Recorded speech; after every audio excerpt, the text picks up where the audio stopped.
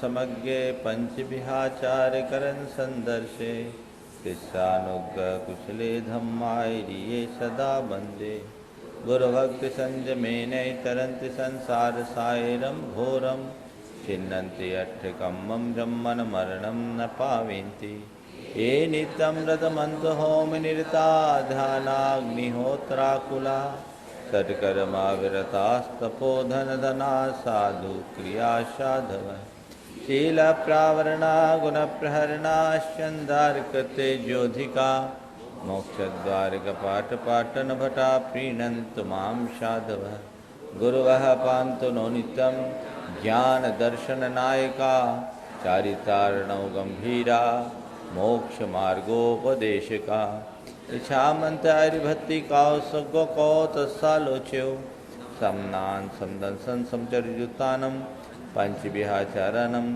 आयर्यानम् आयरादिसुदनानवदेशयानम् ओऽध्यायानं तिर्यनगुणपालनरयानं सव्वसाहूनं शयनिष्कालमञ्चेमि पूजेमि वन्दामि नमन्सामि दुःखकोकमको बोयलाओ स्वैगमनं स्वायमनं जिनगुण संपत्ति हो मध्यम वन्दित सर्वसिद्धे धूममल मनोवमं गतिं पत्ते बोच्छामि समय पाहुण मिनमो सुध केवली घनघन।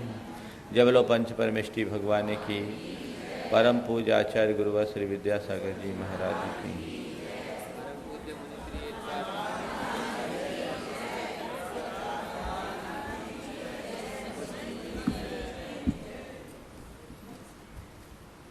प्रसंग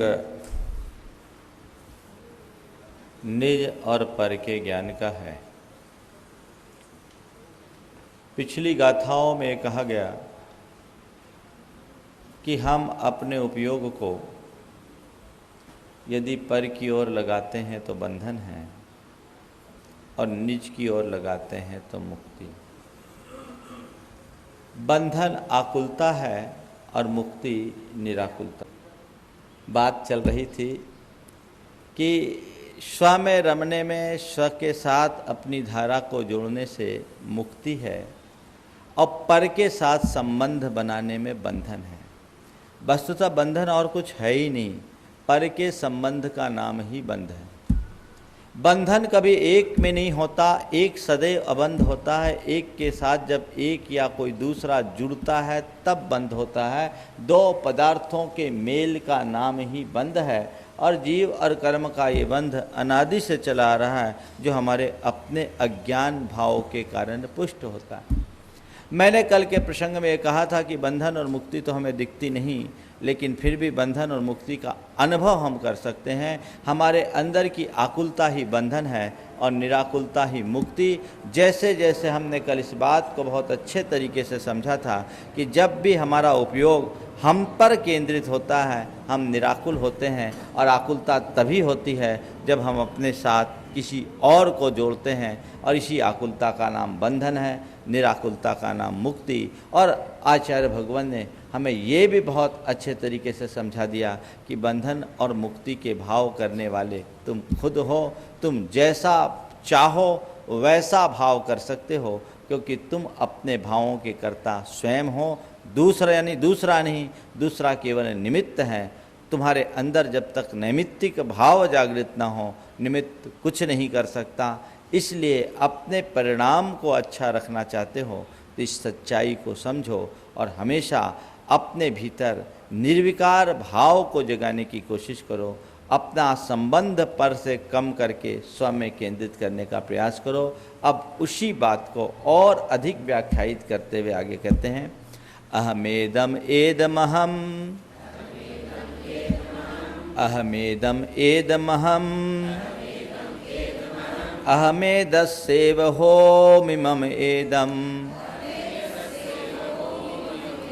अहमेदस्येव होमिमम एदम, अन्नं जम्परदब्बम, अन्नं जम्परदब्बम, सच्चित्ताचित्तमिसंवा, सच्चित्ताचित्तमिसंवा, आसिमं पुव्वमेदम् आसिमं पुव्वमेदम् अहमेदं चाविपुव्वकालं हि अहमेदं चाविपुव्वकालं हि होहि दिपुनोऽभिमध्यम् होहि दिपुनोऽभिमध्यम् अहमेदं चाविहोषामि अहमेदं चाविहोषामि एवं तु असम्भूतम् एवं तु असम्भूतम् आदवियप्पं करेदि सम्मूढो आदवियप्पं करेदि सम्मूढो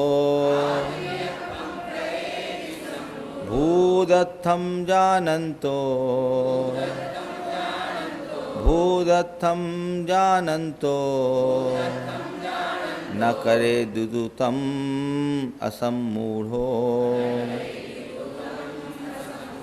न करे दुदुतम् असम्मूढो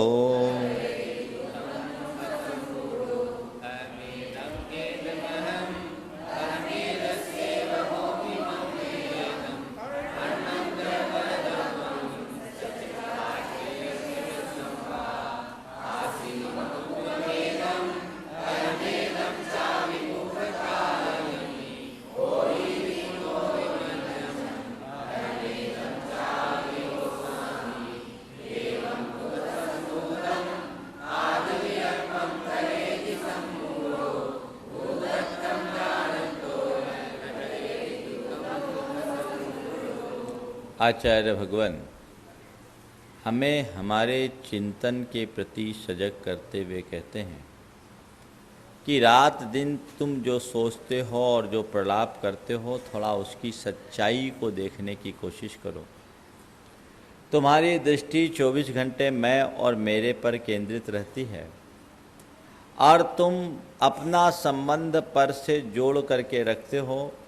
जब भी तुम अपने विषय में विचार करते हो शरीर को आदि लेकर बाह्य संयोगों से जुड़ जाते हो और उनमें ही मैं और मेरेपन का भाव रखते हो।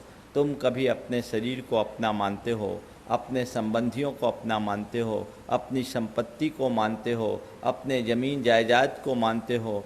जो जो तुमने अपने जीवन में जोड़ा है उसे ही तुम अपना मान करके बैठे हो। लेकिन सच्चाई ये है कि ये सब तुम्हारा व्यर्थ का प्रलाप है। जो तुम्हारा अपना है उसे जानने की कोशिश करो। बाकी तुम जिसे आज तक अपना मान रहे हो वो सब सपना है। लेकिन क्या करे, सपना तब तक सच दिखता है जब तक आँखों में नींद होती है।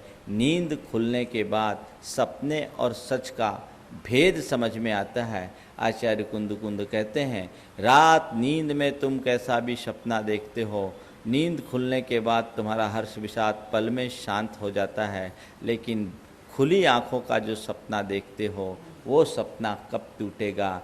जब तक वो सपना नहीं टूटता तब तक तुम्हें अपना नहीं सूझेगा। अपना को पहचानना है तो सपना को तोड़ना होगा और सपना तभी टूटेगा जब तुम्हारी नींद टूटेगी। देखो इस सच्चाई को जिसे तुम अपना मान रहे हो वो क्या है? ये एक प्रकार का व्यर्थ का प्रलाप है और हमें ऐसे व्यक्तियों को आचार्य कुंद ने मूढ़ व्यक्ति की संज्ञा दी है। यदि किसी को कोई बोल दे कि कैसे मूढ़ हो, बहुत बुरा लगेगा। लेकिन आचार्य कुंद कहते हैं बुरा लगे चाहे अच्छा, मूढ़पना छोड़ोगे नहीं तो मूढ़ तो बने ही रहोगे। कोई कितना भी मूढ़ हो, कोई कितना भी व्यक्ति हो, यदि मूढ़ हो और अपने आप को चालाक सिद्ध करना चाहे, बुद्धिमान साबित करना चाहे तो क्या होगा? मूढ़ व्यक्ति की मूढ़ता तो कहीं न कहीं से प्रकट हो ही जाती है। पहले गाथाओं का अर्थ देखें फिर आगे की बात। अहम एदम, मैं हूँ सो यह है। अहम एदम, मैं हूँ सो यह है। एदम अहम, यह है सो मैं हूँ। अहमेदस्येव होमि, मैं इसका होऊंगा, होता हूँ। और मम एदम, यह मेरा होता है। मैं हूँ सो यह है सो मैं हूँ, मैं इसका हूँ, यह मेरा है। अन्नम जम सचित्ता चित्त मिश्रम व परद्रव्यम, अन्न जो सचित्त अचित्त और मिश्र परद्रव्य है। सचित्त का मतलब स्वयं के शरीर को लेकर के अपने जितने भी संबंधी जन है सब सचित्त है। अचित्त अपनी जड़ जमीन जायदाद संपत्ति आदि ये सब अचित्त है। और मिश्र है, अगर कोई की स्त्री है वस्त्र आभूषणों के साथ लदी है, उनके साथ सचित्त यानी खुद का शरीर तो सचित्त परिग्रह हो गया और उसके आभरण आभूषण क्या हो गए, अचित्त हो गए, तो ये मिश्र हो गया। तो जो भी आत्मा से बाहर सचित्त अचित्त या मिश्र पर द्रव्य है, यह मैं हूँ, मैं यह हूँ, यह मेरा है, मैं इसका हूँ, ये तो केवल वर्तमान काल की बात। सचित्ता चित्त वही तो मिश्र हो गया। सचित्त यानी चेतन, हाँ, सचित्ता चित्त मिश्रम, सचित्त अचित्त और मिश्र, मिश्र को क्या बोलेंगे, सचित्ता चित्त बोलेंगे।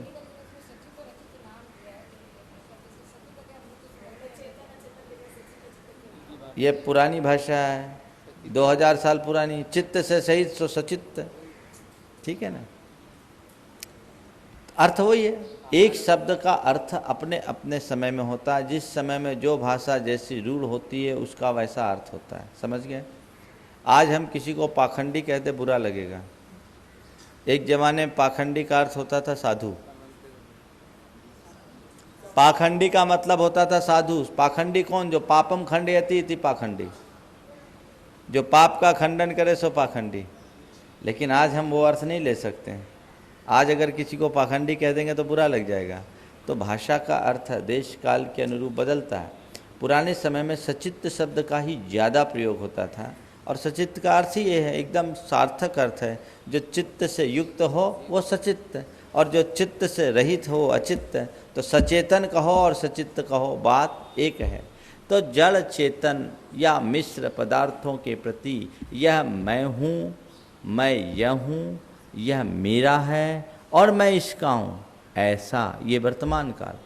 आसी मम पुब्बम एदम, एदम मम पुब्ब आसी पुब्बम आसी, ये मेरा पहले था। अहमेदम चाबी पुब्ब कालम में, मैं भी इसका पूर्व काल में था। ये पहले मेरा था, मैं पहले उसका था। हो ही दि पुनो भी मध्यम, ये भविष्य में मेरा होने वाला है। अहमेदस चा भी हो सामी, मैं भी इसका भविष्य में होने वाला हूँ। हाँ? यह भविष्य में मेरा होने वाला है, मैं भविष्य में इसका होने वाला हूँ। ये सब क्या है? एदम तु असंभूतम आद वियप्पम, यह सब असंभूत अवास्तविक झूठा। असंभूत का मतलब झूठा, अवास्तविक, अयथार्थ, व्यर्थ का। आद वियप्पम आत्म विकल्प करेदि करता है कौन? सम्मूढ़ो। मूढ़ भी नहीं बोल रहे हैं, क्या बोल रहे हैं? सम्मूढ़, जो अच्छे से मूढ़ है। अज्ञानी, बहिरात्मा, जिसे अपने जीवन की सच्चाई का बोध नहीं है, अपने स्वरूप का ज्ञान नहीं है, ऐसे मूढ़ व्यक्ति को, मूढ़ किसको बोलते हैं? हाँ? मूढ़ और मूर्ख में अंतर है, समझ गए? मूढ़ और मूर्ख, विद्वान और ज्ञानी। पहले गाथा का अर्थ ले लो फिर बताता हूं। एवं तो असंबोधम आदवियप्पम समूढ़ो करेदि, इस प्रकार का अयथार्थ अवास्तविक झूठा आत्मविकल्प मूढ़ व्यक्ति करता है। लेकिन भूधत्थम जानन, तो जो भूतार्थ को जानता है, जो सच्चाई को जानता है, जो वास्तविकता को जानता है, जिसे भेद विज्ञान की प्राप्ति हो गई, या जो निश्चय के मर्म को जानता है, तम न करे दी, वह ऐसा विकल्प नहीं करता। वो असमूढ़, वो असमूढ़ कहलाता है। वो अमूढ़ है, उसके अंदर मूढ़ता नहीं। मैं कह रहा था दो शब्द हैं, एक मूढ़ता और एक मूर्खता। दूसरा है ज्ञानी और विद्वान। मूर्ख उसको बोलते हैं जो निरक्षर, मूर्ख किसको बोलते हैं? जो अक्षर ज्ञान से शून्य है। ठीक है, स्कूल कॉलेज में पढ़ कर के व्यक्ति को मूर्ख से विद्वान बनाया जाता है। अक्षर ज्ञान नहीं है, अक्षर ज्ञान हो जाए वो विद्वान हो गया। समझ गए? तो जिसे अक्षर ज्ञान नहीं है वो मूर्ख है, और जो अक्षर ज्ञान प्राप्त कर लिया विद्वान है। लेकिन मूढ़ और ज्ञानी क्या है? मूढ़ वो है जिसे आत्मज्ञान नहीं है, और ज्ञानी वो है जो आत्मज्ञानी है। समझ गए? मूर्ख से विद्वान बनना सरल है, मूढ़ से ज्ञानी बनना कठिन। अच्छे अच्छे विद्वान भी मूढ़ हो सकते हैं, और अच्छे अच्छे निरक्षर भी ज्ञानी बन सकते हैं। अच्छे अच्छे विद्वान भी मूढ़ हो सकते हैं। ज्ञान बहुत है लेकिन आत्मा संबंधी ज्ञान नहीं है, जड़ ज्ञान है, उनका ज्ञान बाहर की तरफ है, तब तक वो मूढ़ है। आचार्य कुंद कुंद की दृष्टि में हम सब मूढ़ हैं तब तक जब तक हमारी परिणति बाहर से जुड़ी है, तब तक सब मूढ़ है। अक्षर ज्ञान होने के बाद भी मूढ़ है, क्योंकि आपा पर का ज्ञान नहीं है। जो ज्ञान होना चाहिए वो ज्ञान नहीं है, इसलिए वो मूढ़ है। जो आत्मज्ञान से शून्य है वो मूढ़ है। मूर्ख होना कोई बड़ी बात नहीं है। हमने बहुत सारे लोगों के बारे में पढ़ा है जो अंगूठा छाप थे, लेकिन ऐसे ऐसे बोल गए जिससे लोग आज एमए कर रहे हैं। अंगूठा छाप लोगों की किताबें, कबीर जैसे लोगों की किताबें एमए में चल रही, कोई स्कूल में पढ़ा नहीं उनने। वो मूर्ख हो सकते हैं पर मूढ़ नहीं। मूढ़ होना अलग बात और मूर्ख होना अलग बात। ज्ञानी होना और बात, विद्वान होना और बात। विद्वान होना बहुत सहज सुलभ है, ज्ञानी बनना सहज नहीं है। खैर, बात हम मूल विषय पर आए। अहमेदम एदम अहम, यह मेरा है, मैं इसका हूं। ये जो विकल्प 24 घंटे हर मनुष्य के मन में चलता है। अपने चिंतन की धारा को पलट करके देखो। सुबह से शाम तक के जितने भी संकल्प विकल्प उत्पन्न होते हैं, संग्रह करने का, संरक्षण करने का या त्याग करने का, लेने और देने का, तेरे और मेरे का जो भाव होता है वो किन पर केंद्रित होता है? हाँ, किस पर? इन्हीं पर इन्हीं पर पदार्थों पर ना। केवल ये तुम्हारे हैं क्या? वही तो बोल रहा हूं, उसी को ये स्वभाव बना लिया है तो विभाव ही हमारे स्वभाव जैसा बन गया। अनादि के संस्कार के बल पर इसी ज्ञान से इसे कम किया जा सकता है। महाराज जी अब घर गृहस्थी में है। आपने ही पिछले दिन बोला था कि गृहस्थी में, व्यवहार में तो ये सब चीज़ों को अपनी कहना ही पड़ेगा। कहो, कोई दिक्कत नहीं है, लेकिन अपना होश रखो।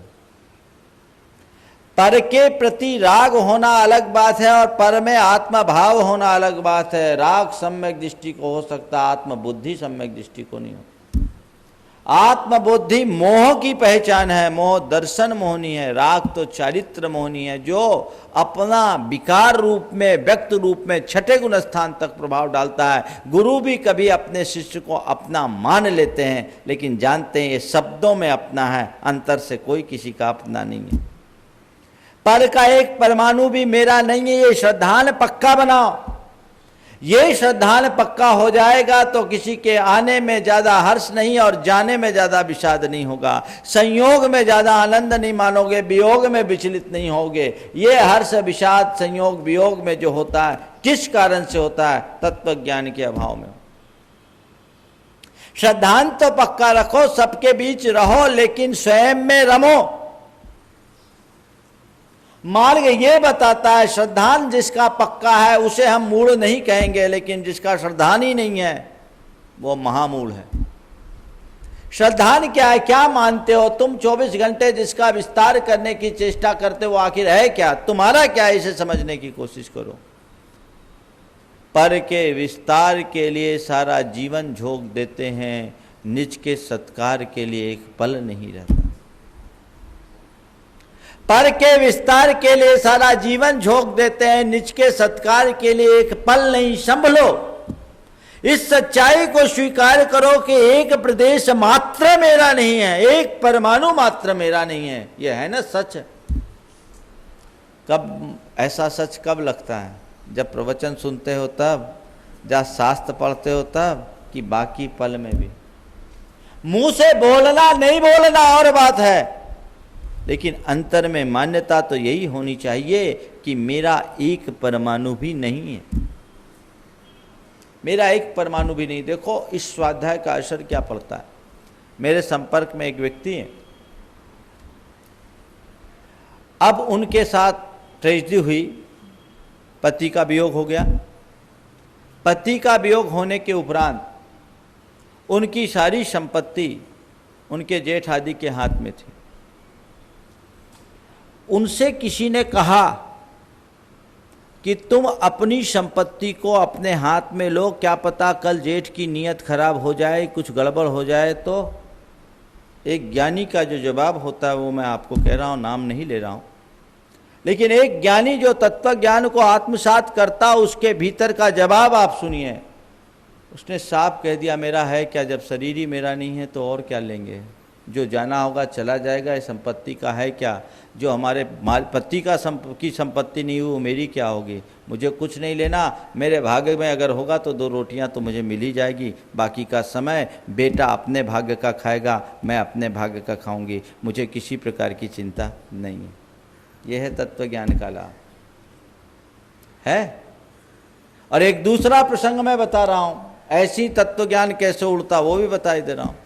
एक दूसरी महिला जिसके पति का एक्सीडेंट में अवसान हुआ, अपार संपत्ति की धनी, पति के वियोग को वो झेल गई, स्वाध्यायशील महिला थी, पति के वियोग को झेल गई, अपने आप को स्थिर बनाई। अल्प उम्र में पति का वियोग हुआ, अपने आप को स्थिर बनाए रखी, लेकिन बाद में कुछ दिन बाद जो उसके देवर ने संपत्ति में थोड़ा आनाकानी किया, अंदर से टूटने लगी, रात की नींद उड़ गई। मेरे पास आई, उसके भाई ने मुझसे कहा महाराज इसको थोड़ा समझाइए, कोई रास्ता बताइए। मैंने उससे पूरी बातें सुनी तो मैंने केवल एक ही लाइन उससे कहा कि कैसी विचित्रता है तेरी, तुम इतना स्वाध्याय करते हो, पति के आघात को झेल ली, संपत्ति के आघात को नहीं झेल पा रही है। पति से भी ज़्यादा मूल्य तेरे लिए तेरी संपत्ति का था। विचार करो महाराज, 3 बेटियां हैं, ये मन में आता, बोले बेटियां भी अपना पुण्य लेकर के आइए, सब हो जाएगा, आज के बाद अपना ये चिंतन छोड़ो। लगाव बहुत होता है तो मन में व्याकुलता होती है, और भेद विज्ञान होता है तो कोई आकुलता नहीं। ऐसी घड़ी में ये भाव अगर मन में लाओ तो तुरंत समाधान मिलता है। महाराज बोलते हैं प्रैक्टिकली बहुत कठिन है, तो जो तुम प्रैक्टिकल कर रहे हो वो कौन सा सरल है? आप इसको प्रैक्टिकली कठिन मानते हो, पर मैं आपसे पूछ रहा हूं जो आप प्रैक्टिकल कर रहे हो वो कौन सा सरल है? आज अगर चंद संपत्ति के लिए भाई भाई से केस लड़ता है, मुकदमा करता है और माथा पच्ची करता है, तो क्या चैन से बैठता है? यदि उस समय जल चेतन का भेद समझ ले और मोहाशक्ति को कम करके अपने कर्म पर विश्वास कर ले कि ठीक है ऐसी ही सारी संपत्तियां पर है, आना होगा सो आएगा, नहीं आना होता तो नहीं आएगा, अपने मन में दृढ़ता स्थापित कर ले, तो क्या ऐसी बेचैनी होगी? तुरंत समाधान मिलेगा। और हो सकता ऐसा करने से आदमी जैसा चाहता उससे अच्छा परिणाम मिले, और नकारात्मक रास्ते पे जाने से आकुलता तुरंत मिलती है, कर्म की उदीर्णा भी बहुत अधिक हो जाती है और व्यक्ति को नुकसान भी हो जाता है। उससे क्या फायदा? लेकिन मन का ये विकल्प मन मानने को तैयार नहीं होता। लोगों की स्थिति तो ऐसी कि चमड़ी जाए पर दमड़ी न जाए।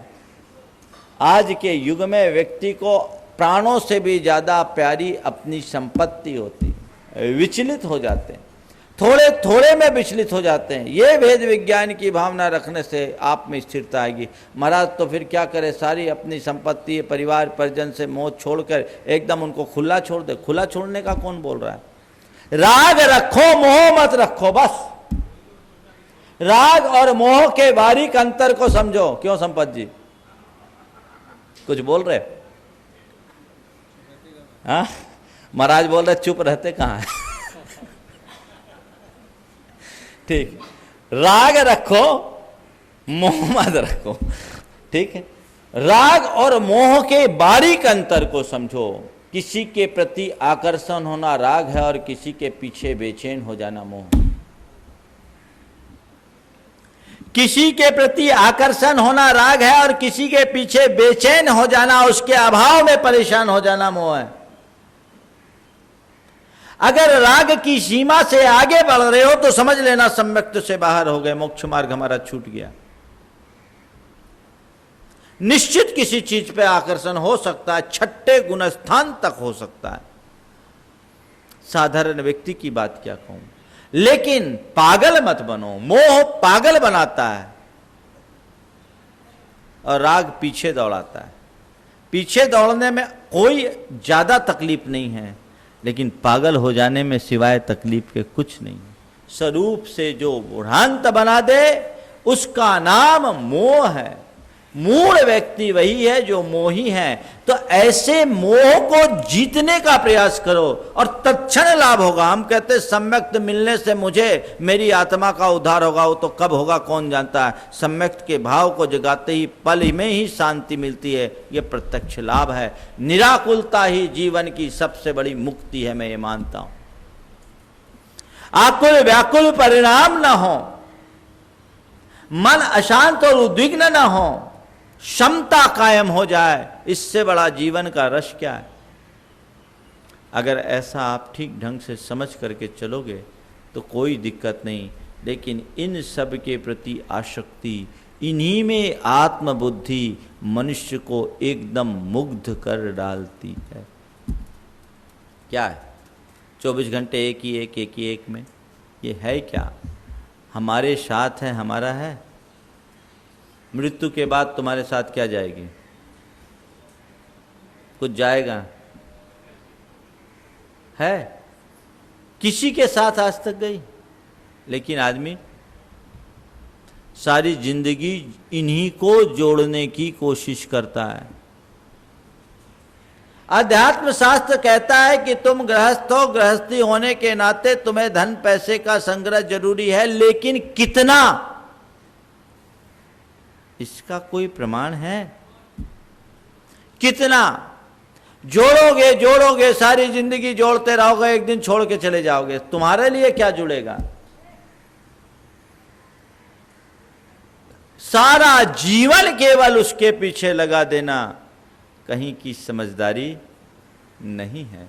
इसलिए कह रहे हैं यह मेरा है, मैं इसका हूं, यह मैं इसका हूं, यह मेरा है, मैं यह हूं वह मैं है। ऐसा मैं था और वह ऐसा था, मैं उसका था वह मेरा था। ऐसा मैं होऊंगा वह मेरा होगा, मैं उसका होऊंगा वह मेरा हो। ये सब विकल्प क्या है?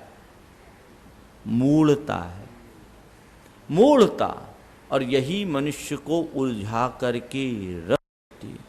संसार के विस्तार में मनुष्य ऐसे ही उलझता है और यही माया का विस्तार है। सपना टूटे। एक बड़ी पुरानी कहानी याद आ गई। एक राजा था,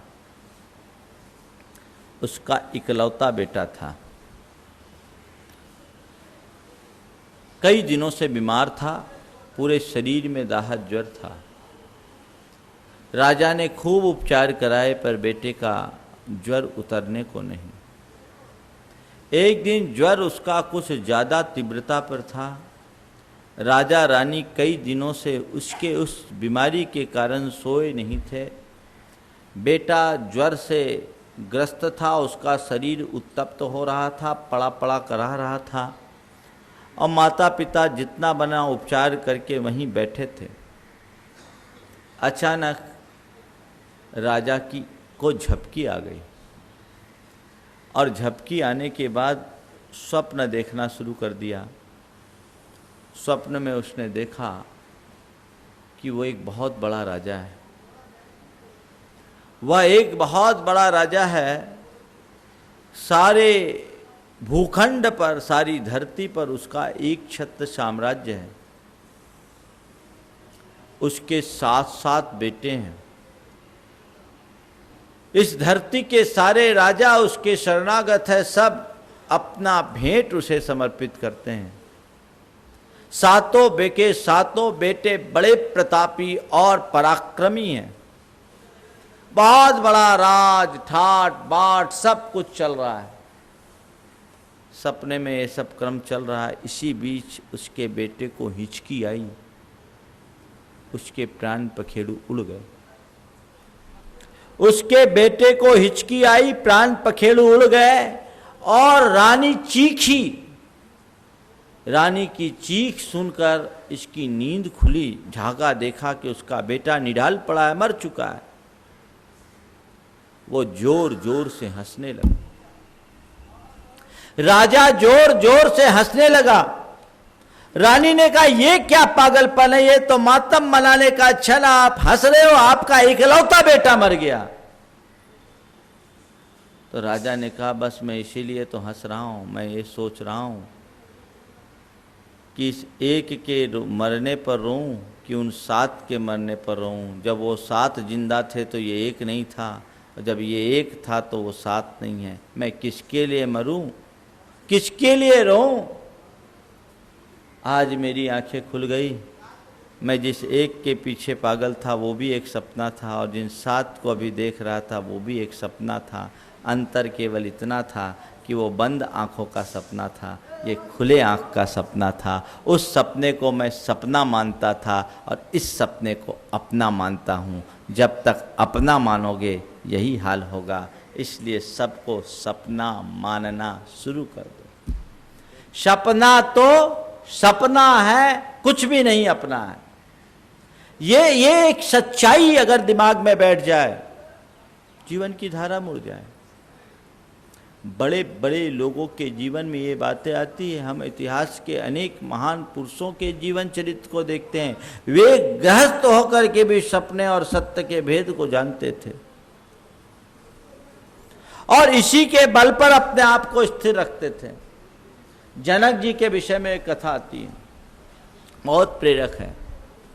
जनक जी के दरबार में व्यास जी कथा वाचने के लिए आए, अध्यात्म का निगूढ़ तत्व परोसने के लिए। सारे दरबारीगण आ गए, नागरिकगण भी आ गए। जनक जी को आने में कुछ विलंब था और व्यास जी उनकी प्रतीक्षा करने लगे। लोगों ने उलाहना देना शुरू कर दिया, ये क्या बात है, अरे आत्मा के तत्व के विषय में तो किसी की प्रतीक्षा करनी ही नहीं चाहिए, ये तो अध्यात्म की बात है, इसमें राजा रंग सब बराबर होता है।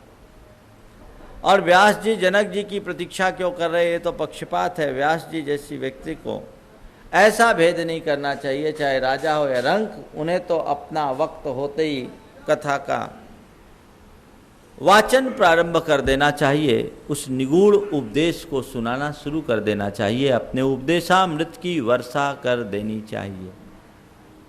व्यास जी ने लोगों से सुना, कुछ नहीं कहा।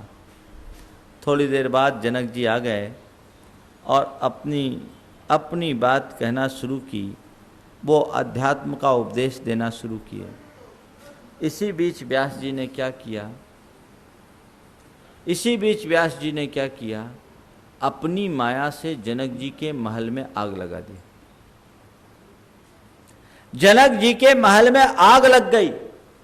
आग लगते ही जितने सभासद थे सब भागना शुरू कर दिए। उसमें कुछ सन्यासी भी थे, कहीं मेरी कुटिया तक ही आग न चल जाए, मेरे घर में आग न लग जाए, मेरे मकान में आग न लग जाए। पूरी सभा खाली, सभा में केवल जनक जी और व्यास जी, सब चले गए। जब सब चले गए तो उसके बाद व्यास जी ने अपनी माया समेटी, आग बंद। आग शांत हुई तो सब लौट कर आ गए। जैसे ही लोग लौट कर आए तो व्यास जी ने पूछा, ये बताओ आप लोग इस धर्म सभा को छोड़कर क्यों चले गए? बोले महाराज आग लग गई, हमने सोचा कहीं हमारी कुटिया में न लग जाए, मकान में न लग जाए तो फिर कौन संभालेगा, इसलिए हम चले गए। तो व्यास जी ने जो कहा वो बहुत समझने लायक। उन्होंने कहा, देखो तुम लोग कहते हो कि आप जनक जी की प्रतीक्षा क्यों कर रहे हो, मेरी प्रतीक्षा का कारण यही था। तुम लोग केवल इस आशंका में कि मेरी कुटिया या मकान में आग न लग जाए धर्म की सभा छोड़कर चले गए। केवल इस आशंका में कि मेरी कुटिया या मकान में आग न लग जाए धर्म की सभा को छोड़ के चले गए। और जनक जी को देखो, जिनकी महल में आग लगा तो वो हिले नहीं। ये जानते हैं कि ये बाहर की जो कुछ भी वो माया है, एक दिन तो जलना है। ब्रह्म के आगे उनका कोई अस्तित्व नहीं। सच्चे अर्थों में तुम लोग केवल ब्रह्म की बात करते हो, ये ब्रह्म का साक्षात्कार करने वाले हैं। ये ही ब्रह्म और माया के भेद को समझने वाले। मेरा कुछ जल ही नहीं सकता, मैं क्यों जाऊं? जो जलने वाला है वो मेरा है ही नहीं, मैं क्यों उठूं? ये विश्वास किसको था? केवल जनक को। यही कारण है कि जनक को राज ऋषि की उपमा दी गई। भेद विज्ञान, मेरा कुछ है ही नहीं, मैं क्यों उठूं? ऐसी ही दृढ़ धारणा जिसके अंदर आ जाती है, वो किसी से ममत्ता नहीं रखता। ममत्व तो कदाचित हो भी जाए तो मोह नहीं रखता। एक रास्ता अपनाइए, चीज़ों का संग्रह कीजिए, जोड़िए, उनका संरक्षण कीजिए, लेकिन उनके पीछे पागल होना बंद कर दीजिए और एक लिमिट बना लीजिए। ये रास्ता है अध्यात्म का। उनके पीछे पागल होना बंद कर दीजिए और एक विस्तार देखिए कि मुझे कितना विस्तार करना है। उनके साथ मेरा अपना जीवन कहीं प्रभावित तो नहीं हो रहा है। यदि इतनी सावधानी आपने अपने भीतर बना ली, समझ लेना आपके भीतर अध्यात्म का प्रकाश प्रकट हो चुका है। चलिए आगे देखें। हाँ,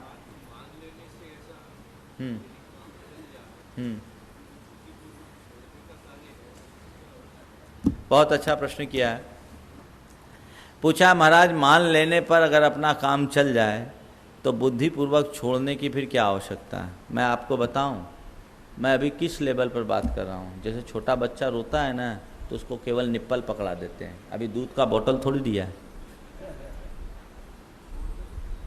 अभी तो निप्पल दिया है कि तेरा रोना रुक जाए। शरीर में पुष्टि तो तब होगी जब दूध का बोतल डालोगे। आत्मा का वास्तविक आनंद तो तभी होगा जब सब छोड़कर निर्ग्रंथ बनोगे। लेकिन जब तक छोड़ने की गुंजाइश नहीं है, तब तक इन गाथाओं का कुछ सार आत्मसात करके अपनी आकुलताओं को तो कम करो। यह भ्रम मत पालना, ऐसे ही छूटेगा। अगर पर मानोगे तभी छूटेगा, नहीं तो छूटने वाला नहीं है। और जितना कोशिश हो करो, छोड़ो। अपनी आकुलता को घटाने का एक ही रास्ता है, पर से जितना अपना संबंध बना, आकुलता बढ़ी, संबंध घटा, आकुलता घटी। ये संबंध कब घटेगा? जब स्व और पर की भिन्नता को मानोगे तब, अंदर से स्वीकार करोगे तब, उसके अभाव में नहीं।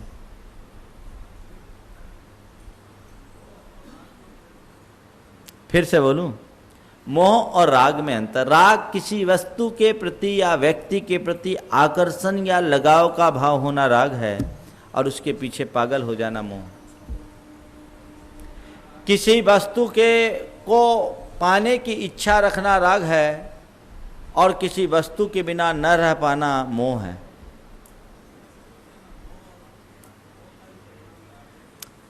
मोह तो सबका बाबा है, मोह का ही ये परिवार है। लेकिन मोह में दर्शन मोहनी लेते हैं, राग में चारित्र मोहनी लेते हैं। सम्यक दृष्टि को दर्शन मोह का अभाव होता है, चारित्र मोह का नहीं। तो राग रहता ही है, रह नहीं सकता, रहता है सराग। कहाँ तक है? छठे गुणस्थान तक सब सराग है, व्यक्त विकार रूप राग है। मुझे आपसे राग नहीं होता तो मैं यहाँ आके क्यों बैठता? यह अलग है कि महाव्रती को विषयानुराग नहीं रहता, धर्मानुराग रहता है। लेकिन राग है ना, राग थोड़ी छूटा। आचार्य कुंद कुंद को हम लोगों के उद्धार का राग नहीं होता तो समय सार काय को लिखते हैं? अभी प्रशस्त राग है, वो एक अलग चीज है। धर्मानुराग है, प्रशस्त राग है, जिसको आप पॉजिटिव राग की संज्ञा दे रहे हैं, ठीक है। लेकिन मेरा कहना है कि राग और मोह में अंतर। प्रवचन का राग होना अलग बात है, और प्रवचन का मोह होना भी खतरनाक है। ये भी मोह होता है, पता है? अगर कोई सुनने वाला ना आए तो बेचैन हो जाए, मुश्किल हो जाए। ये मोह है। सुनो एक बात बता रहा हूं, मैं संघ में था, राग और मोह की बात बताता हूं। मैं गुरुदेव की खूब सेवा करता था और उनके चरणों में ही सोता था। मेरा ये नित्य का क्रम था, ब्रह्मचारी अवस्था से लेकर जब तक संघ में रहा। तो अपना सारा कार्य करके, स्वाध्याय आदि करके, कोई बीमार साधु की सेवा करके, अंतराय वालों की सेवा करने के उपरांत मैं करीब 9:30 बजे के आसपास गुरुदेव के चरणों में जाता, उनकी वैयावृत्ति करता और जब उनको नींद आ जाती तो वहीं अपनी चटाई बिछा के सो जाया करता था। ये रोज का क्रम था।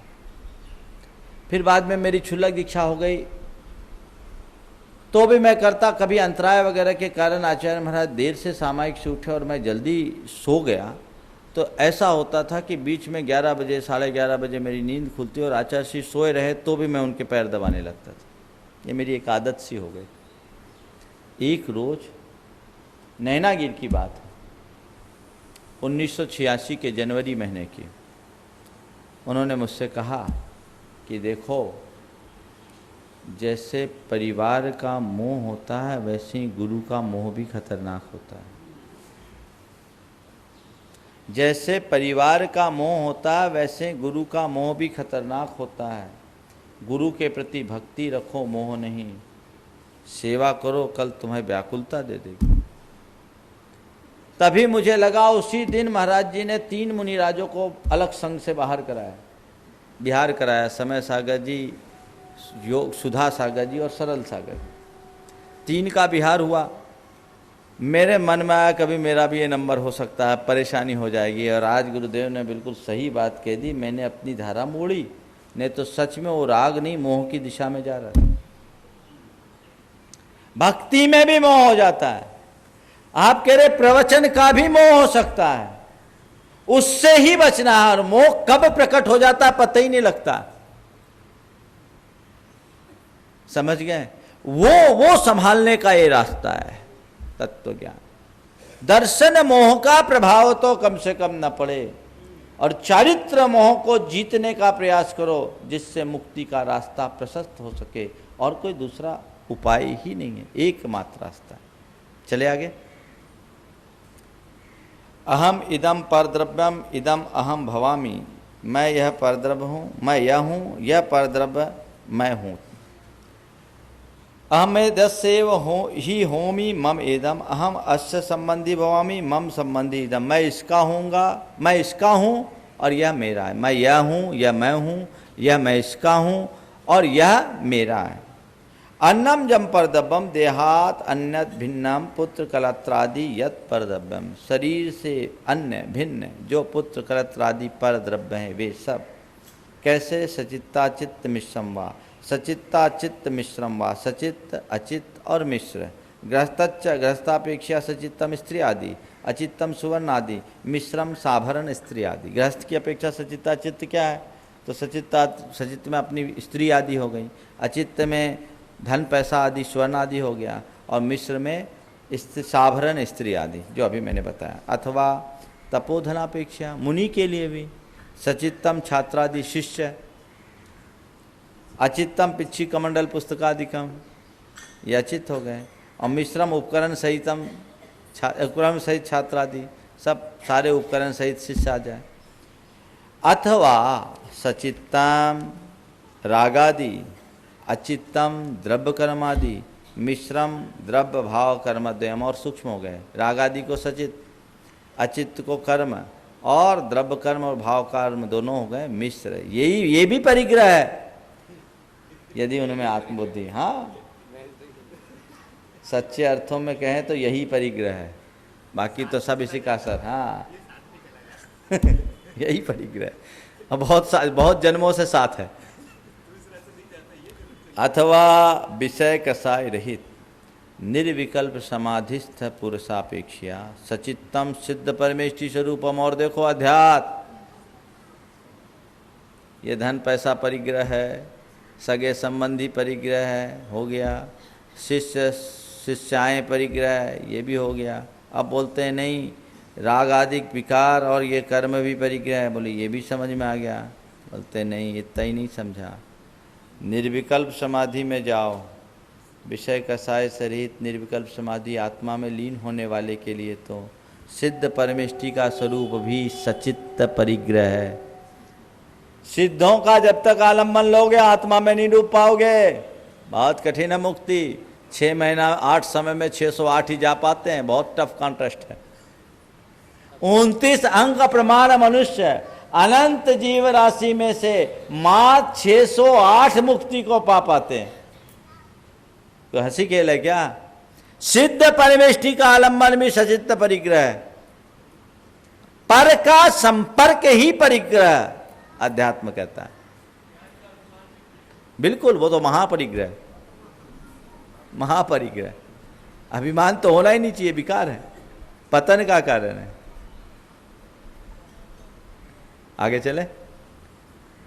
अचित्तम पुद्गलादि पंचद्रव्य रूपम, अन्य द्रव्यों का आलम्बन लो, पुद्गल धर्म अधर्म आकाश काल, इनका भी ध्यान करो तो ये परिग्रह है। आत्मा को छोड़कर अन्य किसी का आलम्बन सब परिग्रह। 6 द्रव्य का आलम्बन भी परिग्रह। निश्चय की बात है। मिश्रम, और सुनो, मिश्र गुणस्थान जीवस्थान मार्गनादि परिणत संसारी जीव स्वरूपमिति। गुणस्थान के चिंतन करो, मार्गना का चिंतन करो, जीव समाज का, सब परिग्रह आत्मा से बाहर है। किसके लिए कह रहे हैं?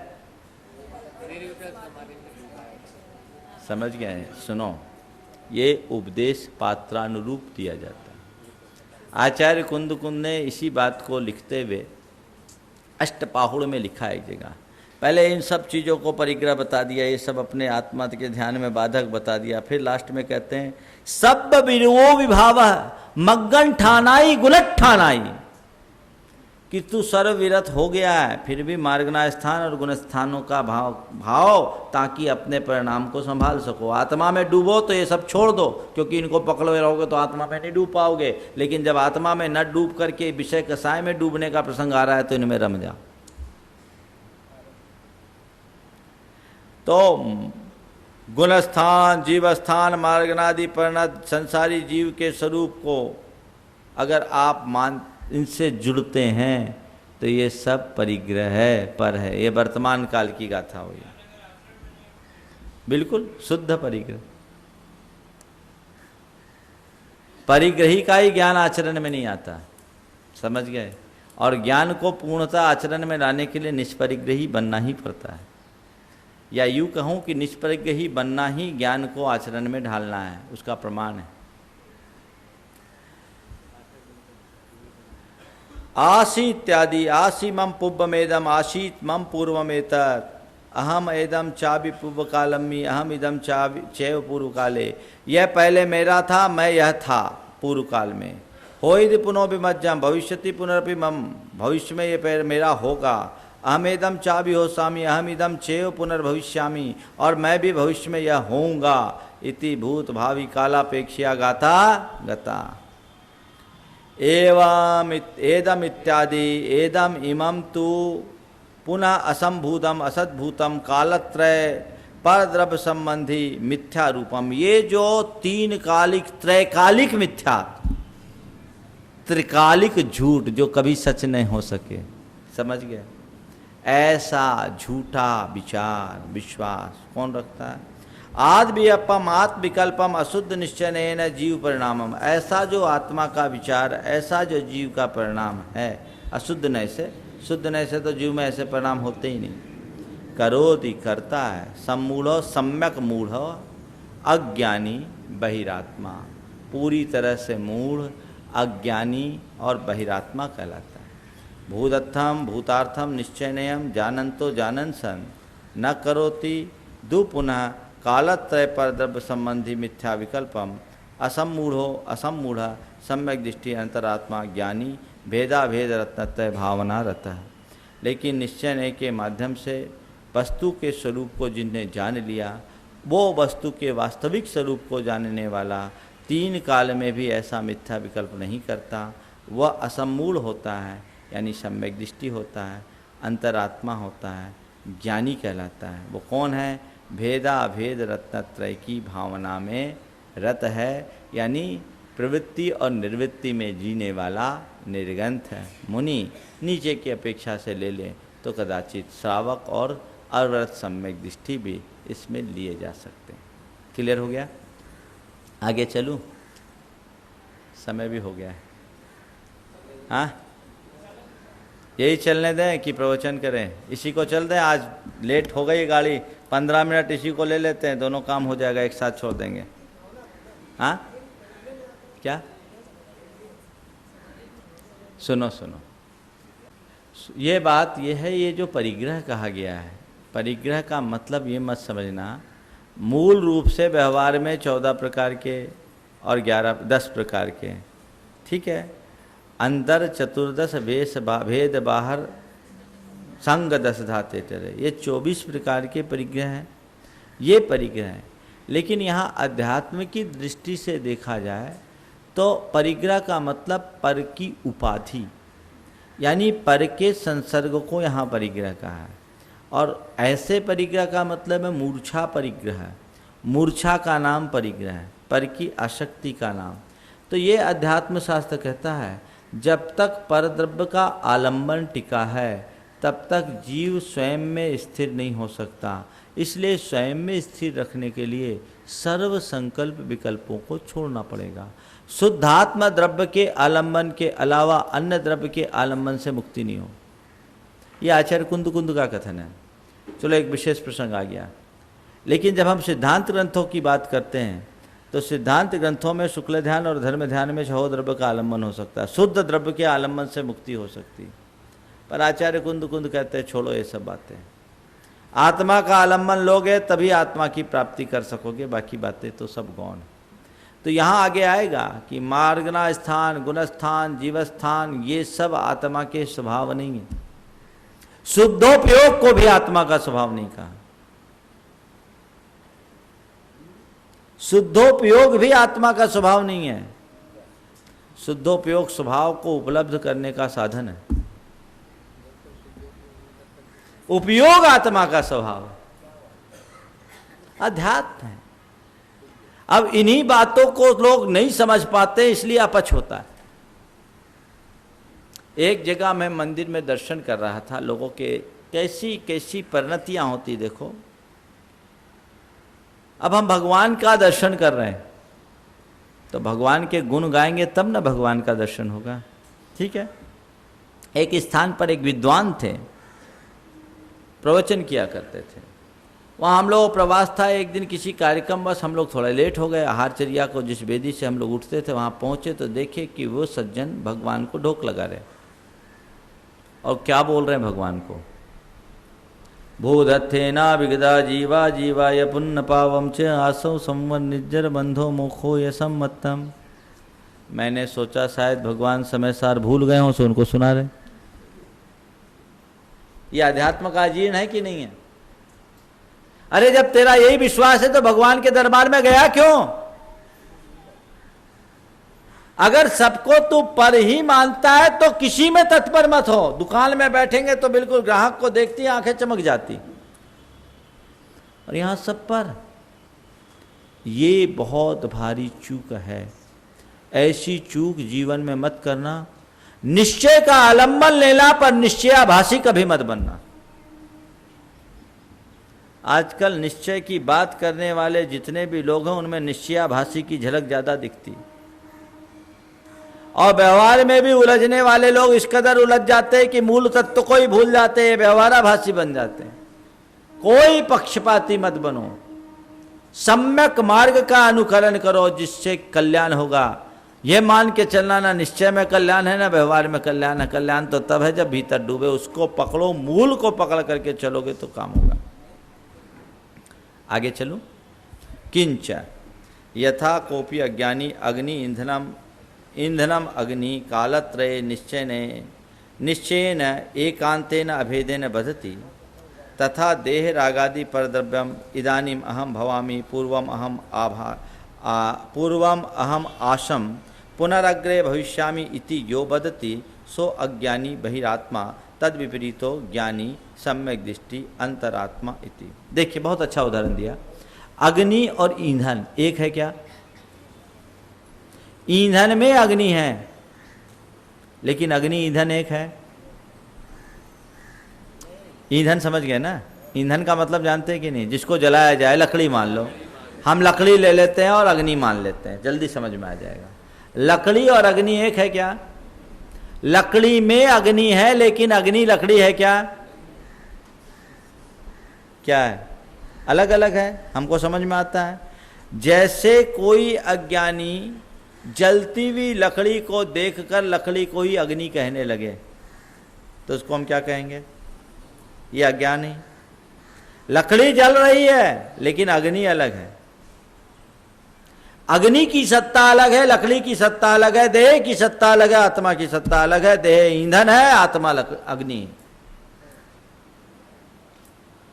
देह ईंधन हो गया, आत्मा अग्नि हो गई। अग्नि इसके भीतर प्रकट हो रही है, लेकिन अग्नि की अपनी स्वतंत्र सत्ता है। समझ गए? लेकिन जैसे कोई अज्ञानी अग्नि और ईंधन को देखकर एक निश्चय से अभेद से कहता है कि अग्नि और ईंधन एक है, ऐसे ही देह रागादि पर द्रव्य को मैं यह हूँ, यह मैं है, मैं पहले यह था, आगे यह मेरा था, मैं यह था, वह मैं था, और यह मेरा था, मैं इसका था, पुनरअग्रे भविष्यामि, मैं भविष्य में ऐसा होऊंगा, वह मेरे रूप होगा। यानी शरीर और आत्मा आदि पर पदार्थों के प्रति त्रैकालिक ऐक्य की बुद्धि अग्नि और ईंधन की एकता की तरह जैसे अज्ञानी करता है, वैसी ऐसी ऐक्य बुद्धि रखने वाला अज्ञानी बहिरात्मा होता है। तद विपरीतो, इससे विपरीत इन दोनों के भेद को जानने वाला ज्ञानी सम्यक दृष्टि अंतरात्मा इति। इसके भेद को समझने वाला ज्ञानी सम्यक दृष्टि और अंतरात्मा होता है। क्लियर हो गया? एवं अज्ञानी ज्ञानी जीव लक्षणम ज्ञात्वा निर्विकार ससंवेदन लक्षणे भेद ज्ञाने स्थित्वा भावना कार्या इति। सार क्या है? इस प्रकार अज्ञानी और ज्ञानी जीव की पहचान जानकर, लक्षण यानी पहचान जानकर, जिससे पहचाना जाए उसको लक्षण बोलते हैं। तो अज्ञानी और ज्ञानी की पहचान जानकर निर्विकार स्वसंवेदन लक्षण वाले भेद ज्ञान में स्थिर होकर अपनी भावना करो। जान लो कि ये अज्ञानी का लक्षण, अपने भीतर देखो, मेरे भीतर अज्ञानी है कि ज्ञानी? और अगर अज्ञानी है तो उसको ज्ञानी बनाने की कोशिश करो, तभी हमारे पुरुषार्थ की सिद्धि होगी। और अज्ञानी को अज्ञानी बनाए रखेंगे तो पता नहीं आगे क्या होगा। तामेव भावनाम दृढ़यति, उसी भावना को और दृढ़ करते हैं 3 गाथाओं में। क्या करूं?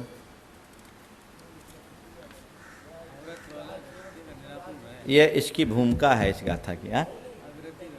हाँ, बहुत अच्छा। चलो इसको एक पूरा कर लूँ। यथा कोपी राज सेवक पुरुषो राज शत्रु भी सह संसर्गम कार्य इति कुर्वान सन राजा राधको न भवति, तथा परमात्म आराधक पुरुष तत्प्रतिपक्ष भूत मिथ्यात रागादि भी परिणमान परमात्मा आराधको न भवति इति भावार्थ। बहुत अच्छा उदाहरण दे दिया।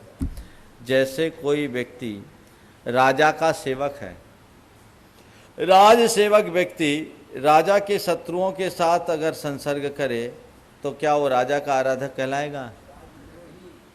क्या बन जाएगा? राजद्रोही। राजा का सेवक होकर के भी अगर राजा के शत्रु से गले मिले तो क्या होगा? राजद्रोही। राजा का आराधक कभी नहीं कहला सकेगा। इसी प्रकार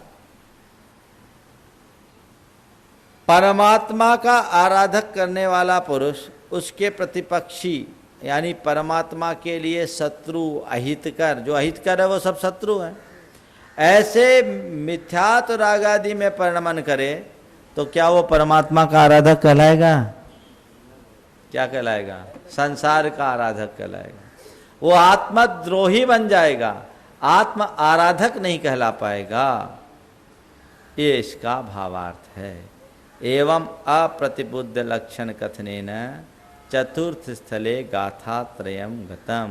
इस प्रकार अप्रतिबुद्ध का लक्षण बताते हुए ये 3 गाथाएं पूरी हुई। कल इसी बात को और जोर दी जाएगी। ठीक है, इतना ही रखें, क्योंकि जो प्रवचन के भाव से आए हैं उनको भी कुछ न कुछ खुराक तो मिलना ही चाहिए। इतनी बारिश में भी आए हैं तो ये सब के अंदर की लगन को बता रहा है कि पानी गिरे चाहे कुछ, हमको तो चलना ही है। आज हम सोच रहे थे कि पूरे में पानी है, पता नहीं लोग आएंगे कि नहीं आएंगे, लेकिन कलकत्ता वालों को बहुत अच्छा रस लगा हुआ है, पूरे रसिक हैं। और हैबिट है, रस है, रस हैबिट नहीं। हैबिट बनाओगे तो आनंद नहीं आएगा, रस बनाओगे तो आनंद आएगा। इसका रस लो, हैबिट नहीं बनाओ। ये मोह नहीं, ये राग है। ये अच्छे चीज का, और हम तो कह रहे हैं हमसे मोह कर लो, जल्दी तरोगे। हाँ, पूरी संख्या, क्लास में भी और प्रवचन में भी, मैं दोनों की बात कर रहा हूँ। अभी महाराज जी ने एक प्रश्न किया कि महाराज जी, क्या निराकुलता को प्राप्त कर लेने वाले अविरत सम्यक दृष्टि को निर्जरा होती है? कल के व्याख्यान के आधार पर महाराज का ये प्रश्न है। कल मैंने कहा था कि आकुलता का नाम बंधन है, निराकुलता का नाम मुक्ति। जितनी जितनी आकुलता उतना उतना बंध, और जितनी निराकुलता उतनी उतनी मुक्ति। इस संदर्भ में महाराज जी ने ये प्रश्न उठाया है कि आकुलता रहित यदि सम्यक दृष्टि हो तो क्या अविरत सम्यक दृष्टि को निर्जरा होती है? सुन लो, अविरत सम्यक दृष्टि को भी निर्जरा होती है, निर्जरा का निषेध नहीं है, लेकिन अभी उसको गुण श्रेणी निर्जरा नहीं, क्योंकि अविरत सम्यक दृष्टि उतना निराकुल होता ही नहीं। उसके अंदर आकुलता आती है, अपनी आकुलता को अनंतानबंदी जैसी आकुलता नहीं बनने देता, ये उसकी जीत है। लेकिन अभी 3 कसाय की आकुलता उसके अंदर विद्यमान है, वो आकुलता उसे प्रभावित किए बिना नहीं रहती। उसी आकुलता में वो जीता जो उसे प्रभावित करती, उद्वेलित करती। लेकिन चतुर्थ गुण स्थान में भी निर्जरा होती। निर्जरा तो केवल नमोकार जपने से भी होती। आचार्य वीरसेन महाराज ने कहा कि अरहंत नमोकारो संपय बंधा दो असंख्य गुण कम्मक है कारवोती। अरहंत भगवान को किया गया नमस्कार, नमोकार का जाप तात्कालिक पुण्य के बंध की अपेक्षा संपय बंधा दो असंख्य गुण कम्मक है खारवोती, असंख्यात गुणी कर्म के क्षय का कारण बन जाता है।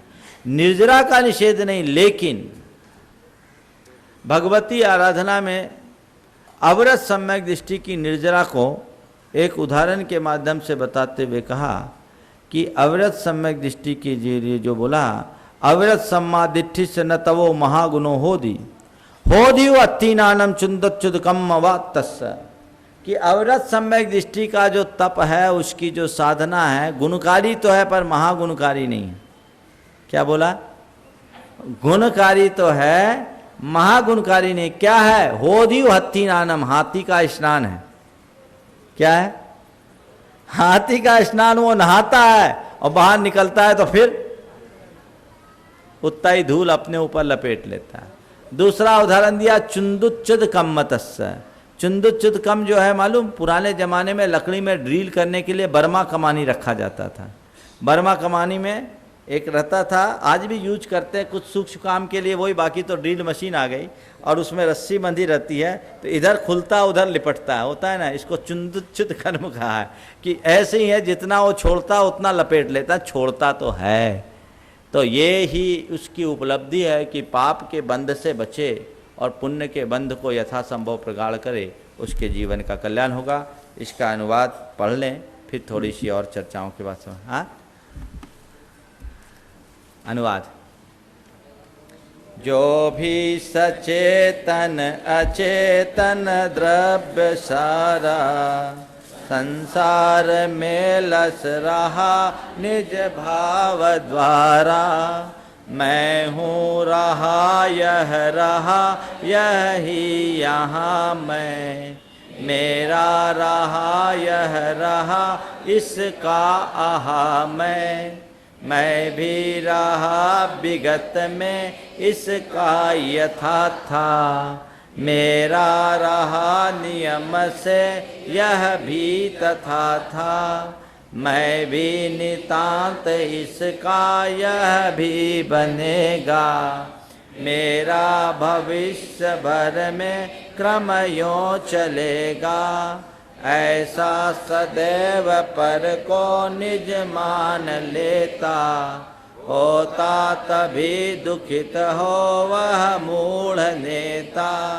पै मूढ़ता न करते मन अक्ष जेता, वे धन्य धन्य मुनि है तत्ववेत्ता। चलिए जिनवानी स्तुति बोलो।